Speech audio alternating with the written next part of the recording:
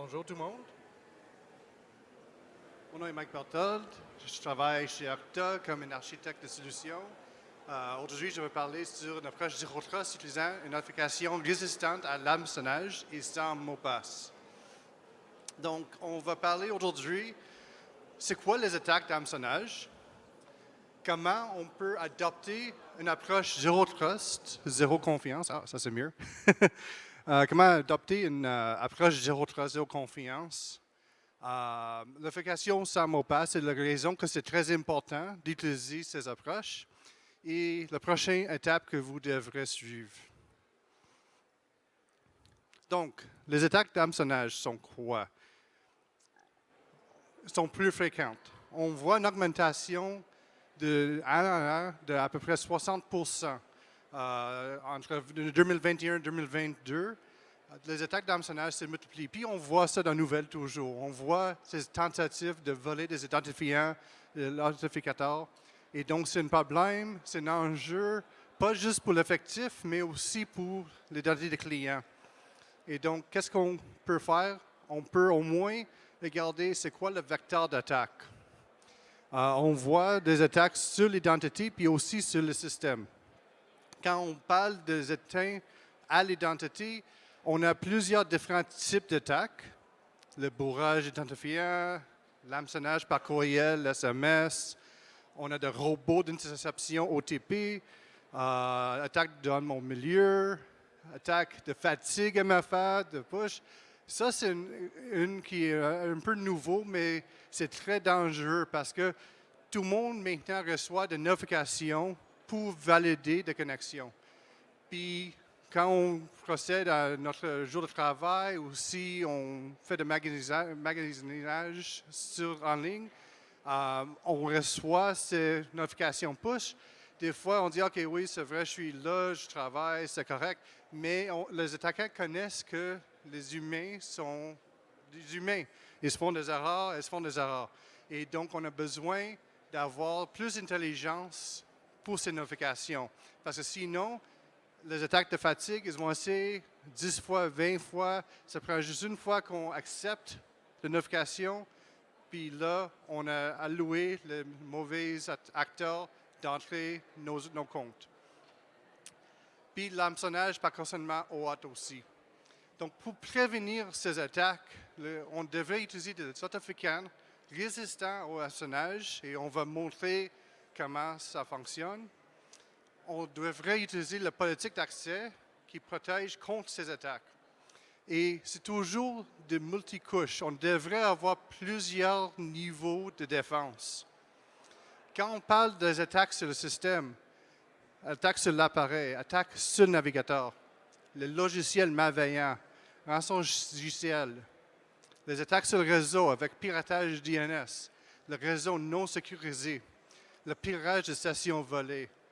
Pour minimiser la vulnérabilité, on devrait utiliser les intégrations tierces, on devrait utiliser les signaux des appareils, les politiques MFA avancées pour détecter et minimiser ces attaques et effectivement minimiser l'impact de ces attaques. Donc, je vais vous montrer un exemple d'une attaque d'hameçonnage de base. Aucune MFA en place. Et on voit ça souvent. Quelqu'un recevra un texto, un SMS qui dit « Ah, vous avez un remboursement d'Hydro-Québec, de Desjardins, peut-être Banque nationale, Revenu Québec.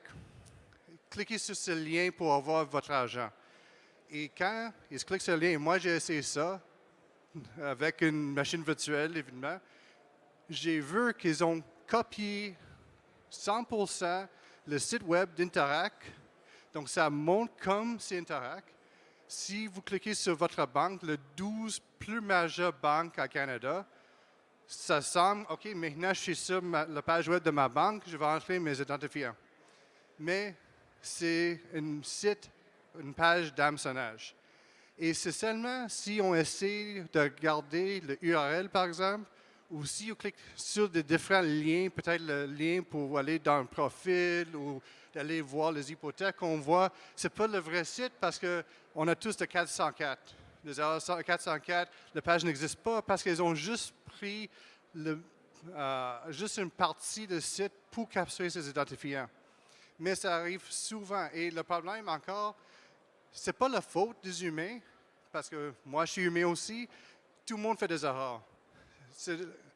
On a besoin d'avoir des authentificateurs qui sont résistants à ces hameçonnages. On va parler de ça plus tard.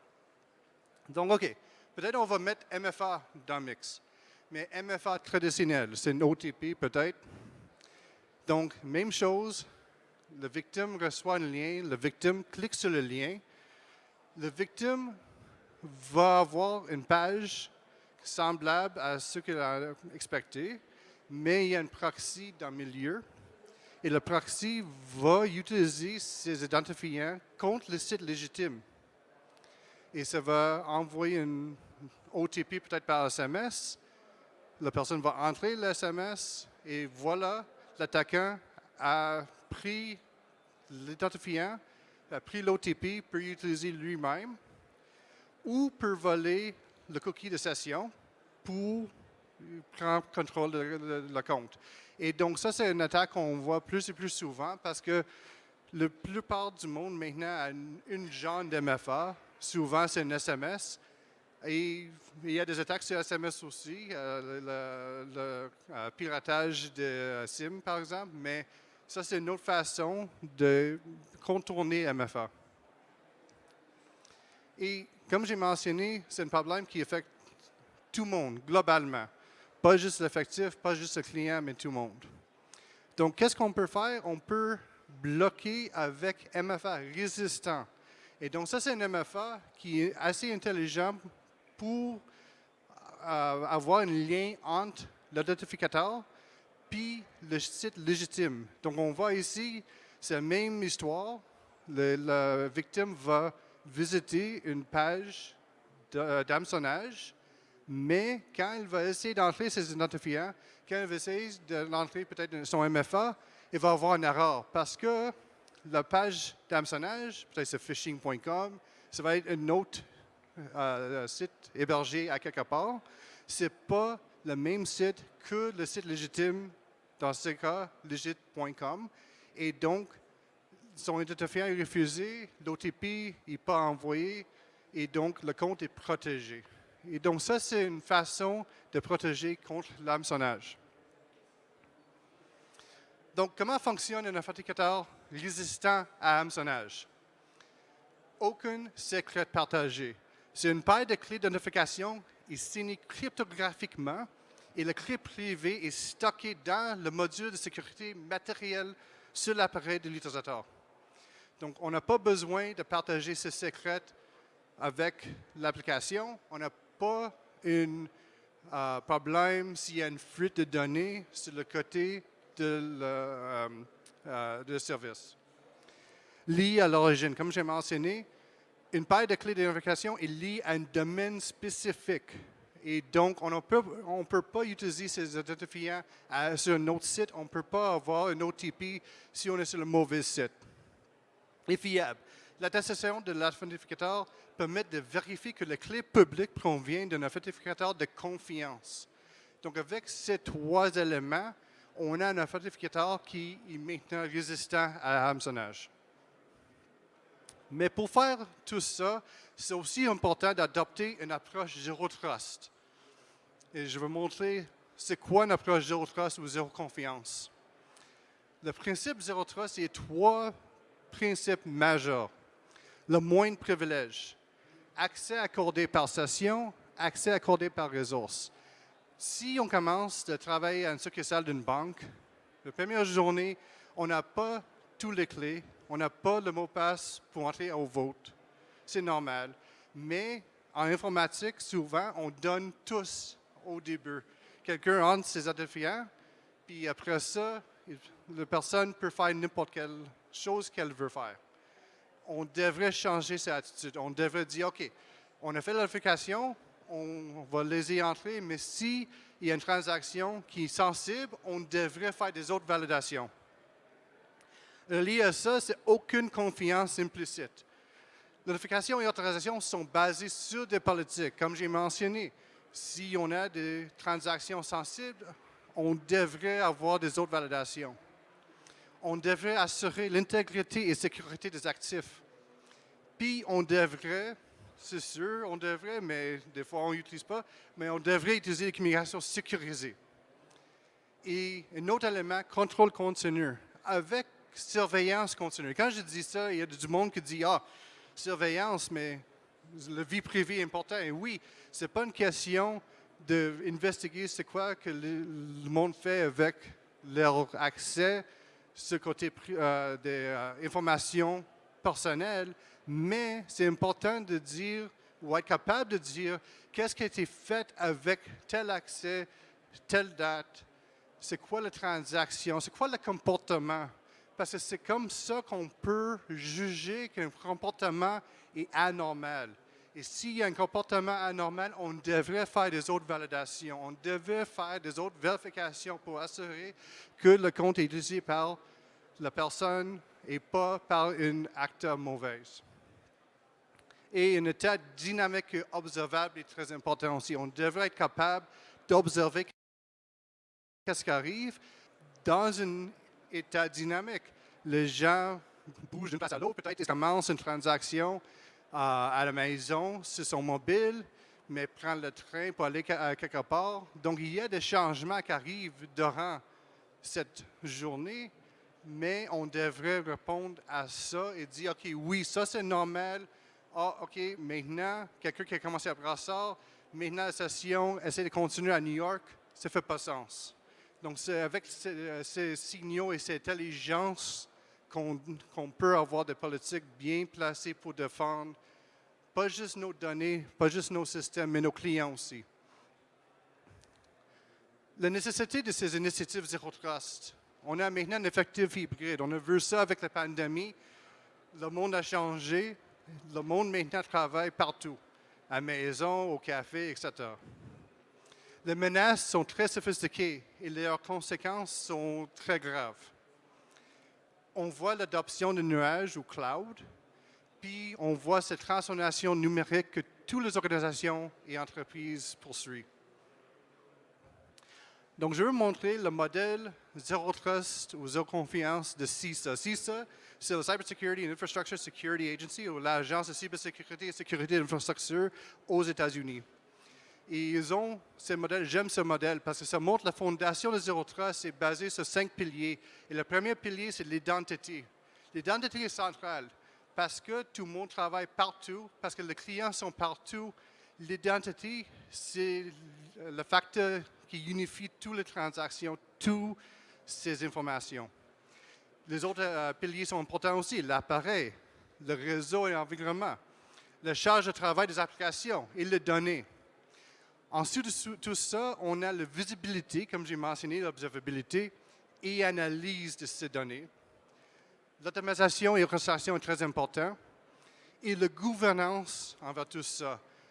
Parce qu'on parle souvent des données privées, on devrait avoir de gouvernance pour assurer que seulement le bon acteur a accès à ces données privées, à nos systèmes.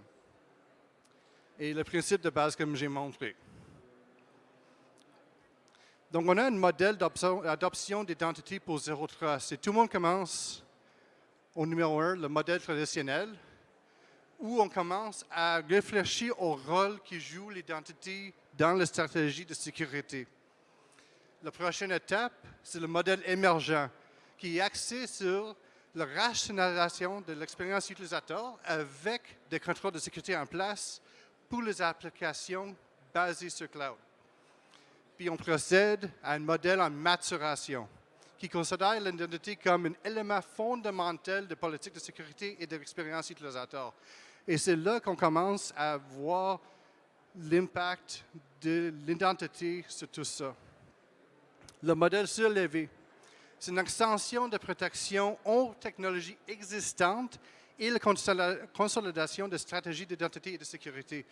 Parce qu'on a tout le monde, toutes les organisations, sauf le flamand neuf organisation, ils ont des applications qui ont été en place pour 10 ans, 20 ans, 30 ans.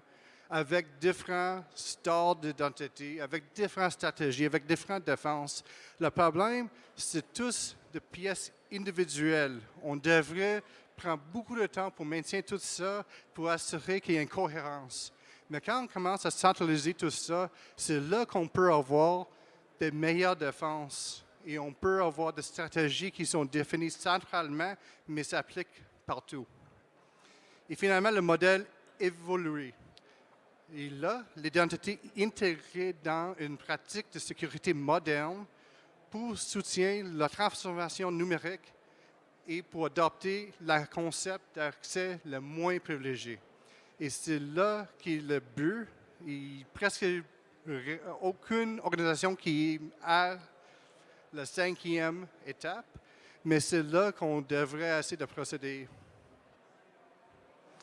Quand j'ai mentionné l'adoption de défense en profondeur, c'est très important parce qu'on ne peut pas avoir juste une porte avec une barre. On devrait avoir plusieurs couches de défense. Quand on parle de la première ligne de défense, c'est le politique, effectivement. Le politique de connexion pour gérer et restreindre l'accès. La deuxième ligne de défense, les authentificateurs. Authentificateurs sans mot de passe, et on va parler sur ce sujet bientôt. Les authentificateurs résistants à hameçonnage comme on veut. La troisième ligne de défense, accès contextuel. On devrait gestir les signaux des appareils, de nos MDM, les EDR, XDR. On devrait faire la vérification de l'appareil aussi pour assurer que c'est un appareil en bon état, le plus récent mise à jour de sécurité. Géolocalisation, zone réseau. Encore, si typiquement je connecte à ma banque de Chambly où je habite et une fois je suis à la République dominicaine, je devrais avoir une friction. Je devrais réidentifier, peut-être mettre une OTP. Et j'expecte ça comme client. C'est normal. Friction, c'est toujours un enjeu, mais des fois, on a besoin d'avoir cette friction. Le signaux de risque, détection de comportement. Parce que, encore, c'est avec l'analyse de comportement qu'on peut voir les attaques en temps réel. Et la quatrième ligne de défense, liée avec les autres, observabilité. On devrait avoir la journalisation, le rapport, l'audit. On devrait avoir le flux de travail de sécurité pour prendre toutes ces informations, tous ces signaux et répondre. Et voici certains exemples de politiques d'authentification contextuelle. Et je vois qu'il y a un petit problème avec le format, mais détection de comportement, la reconnaissance de formes par apprentissage automatique, la détection de risques, les zones réseau, comme j'ai mentionné, peut-être, et souvent ça c'est pour les effectifs, on veut assurer qu'on reconnaisse au moins l'IP ou la zone IP. La vérification de l'appareil. Encore, est-ce que la mise à jour a été mise en place? Pour les effectifs, est-ce que c'est quelque chose qui est géré par un MDM? L'identification. Et encore, on ne veut pas de friction avec aucune raison, mais des fois, on a besoin de friction pour certaines transactions. Authentificateurs. Les authentificateurs qui sont résistants à hameçonnage sans mot de passe. Donc, ça veut dire quoi, authentification sans mot de passe? Le mot de passe, c'est un problème pour tout le monde. L'expérience utilisateur est mauvaise. Les utilisateurs rencontrent des difficultés pour s'inscrire, se connecter. Le problème, c'est déception, abandon. Moi, j'en ai à peu près 1000 mots de passe. J'ai gardé ma femme, son téléphone, elle a 300. Ma femme ne travaille pas dans l'informatique, mais elle a 300 mots de passe. Tout le monde a des centaines de mots de passe maintenant. Et typiquement, sont cachés dans un gestionnaire de mots de passe. Parce que c'est impossible d'avoir tout ça dans la tête. Et le problème avec les mots de passe sont moins sécurisés comme facteur autonome. Parce que c'est facile à partager avec les autres, c'est facile à voler, c'est facile à réutiliser avec des différents services, différents sites. C'est un risque accru de piratage de comptes et de fraude. Et c'est coûteux aussi de soutien tout ça. le coût de support pour le problème de mot de passe, la perte de revenus et productivité pour les utilisateurs. Donc, il y a beaucoup de problèmes avec mot de passe. C'était comme la réponse il y a 40 ans. Mais maintenant, c'est temps de regarder les autres options. Mais la route vers les expériences sans mot de passe est difficile. Parce que les organisations doivent offrir un accès flexible aux applications et aux ressources, à l'intérieur et à l'extérieur des locaux, aux employés, aux partenaires et aux clients aussi. L'augmentation de risques de sécurité entraîne des exigences en matière de mots de passe complexes, mais ça crée une mauvaise expérience utilisateur. Et de nombreuses solutions sans mot de passe n'offrent pas une expérience cohérente sur toute la plateforme. Parce qu'on va voir les différents exemples d'authentificateurs sans mot de passe. Il y a certains qui sont très incohérents. Ça marche peut-être sur un navigateur, sur un laptop, mais ça ne marche pas bien sur mobile. On a besoin d'avoir agilité et sécurité et une bonne expérience utilisateur. Donc, je vais juste montrer certaines méthodes d'authentification sans mot de passe. Courriel, les magiques. On envoie un courriel au utilisateur. L'utilisateur utilise l'OTP dans le courriel ou peut-être c'est un lien magique. Il va cliquer sur le lien ou elle va cliquer sur le lien et accéder au service. Les SMS. Ça, c'est très, très commun. On envoie un OTP par SMS. Puis on voit NIST a déconseillé d'utiliser, NIST c'est l'organisation aux États de standards, ils ont déconseillé d'utiliser SMS parce qu'on a maintenant le piratage des SIM. Et donc c'est assez facile et honnêtement c'est incroyable comment c'est facile à prendre contrôle d'une ligne de téléphone. Et avec ces contrôles, typiquement on a plein de OTP qu'on peut pirater. FIDO2 WebAuthn. Et donc ça, c'est un authentificateur qui utilise les clés matérielles YubiKey ou sont basées sur le matériel sécurisé sur leur appareil avec Touch ID, Face ID, reconnaissance faciale, TPM, comme authentificateur de plateforme protégée par biométrie. Passkeys, c'est une évolution de FIDO2 WebAuthn. C'est identifiant FIDO multi-appareil. Donc, quelqu'un a un compte dans un écosystème comme Google, Apple, Microsoft. Et si j'ai utilisé le mobile pour enregistrer et j'utilise maintenant mon portable, ça va m'offrir la chance de transférer ou d'adopter cet authentificateur sur le portable. Donc, c'est très, très idéal comme solution pour le client. Et push ou notification poussée. Et donc ça, c'est les utilisateurs ont une notification qu'ils devraient accepter ou rejeter pour procéder dans une transaction ou dans une connexion. Ça, c'est typiquement un deuxième facteur avec mot de passe, ce qu'on voit souvent. Et quand on voit la comparaison des authentificateurs sans mot de passe, on voit de différents éléments positifs et négatifs de chacune. FIDO2 WebAuthn est très bonne, résistant au hameçonnage. C'est lié à l'authentificateur la plupart des fois. C'est sécurisé. Ça dépend si c'est facile à déployer. Ça dépend si on utilise l'authentificateur matériel ou non.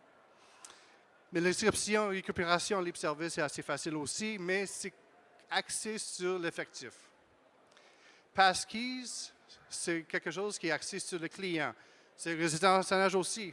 Ça dépend. Il y a certaines implémentations qui ne sont pas très résistantes, mais la plupart sont résistants. Mais ne sont pas liées à l'authentificateur. Et donc, c'est ça la raison qu'on voit ça moins souvent sur le côté effectif. Mais c'est sécurisé, facile à déployer. L'inscription et récupération, c'est facile. Push n'est pas résistant à l'hameçonnage. On a vu une attaque avec la fatigue MFA. Et donc, ça, c'est une façon de pirater des identifiants. Donc, ce n'est pas résistant. Mais au moins, c'est lié à l'authentificateur, c'est sécurisé, c'est facile à déployer. Et on voit ça, ce côté effectif, mais aussi ce côté de client. Courriel ou lien magique, il n'est pas résistant à hameçonnage, il n'est pas lié à l'authentificateur, il n'est pas sécurisé. C'est assez facile à pirater si on a contrôle de compte de courriel. Mais oui, c'est facile à déployer et supporter. L'inscription est facile et donc on voit ça souvent, ce côté d'identité client. Et SMS, c'est la même collection de problèmes que le courriel, mais une différente vulnérabilité. Donc, c'est quoi la prochaine étape qu'on devrait prendre? Le point clé à retenir, adopter des authentificateurs résistants au hameçonnage et sans mot de passe. Et encore une fois, tout le monde a des centaines et des centaines de mots de passe. Si vous ne voulez pas adopter des authentificateurs sans mot de passe, le monde a déjà commencé. Je sais pas, c'est impossible de mémoriser 1000 mots de passe. Et donc, j'ai utilisé un gestionnaire mot de passe protégé avec biométrie. Mais c'est moi qui fais ça. Si vous, comme offrant de services, vous voulez avoir une voie comment les authentificateurs sont utilisés par vos clients, par vos employés, vous devrez adopter l'authentificateur sans mot de passe. Parce que sinon, vos clients, vos employés vont le faire eux-mêmes, mais sans observabilité sur votre part. Définir des politiques de vérification. Utilisez les signaux de l'appareil, du comportement et des réseaux. Et on voit une évolution dans ce domaine. On voit des standards qui sont SSE, Shared Signals Exchange, une façon pour toutes ces différentes solutions de cybersécurité, gestion d'identité, gestion de réseau, les EDI, XDR, les MDM, une façon de partager dans une façon standard ces signaux. Appliquer l'observabilité et déployer l'orchestration de sécurité. Donc, j'en ai, je pense, à peu près 4 minutes pour questions. Donc, on a un micro dans le milieu. À part de ça, merci. Questions?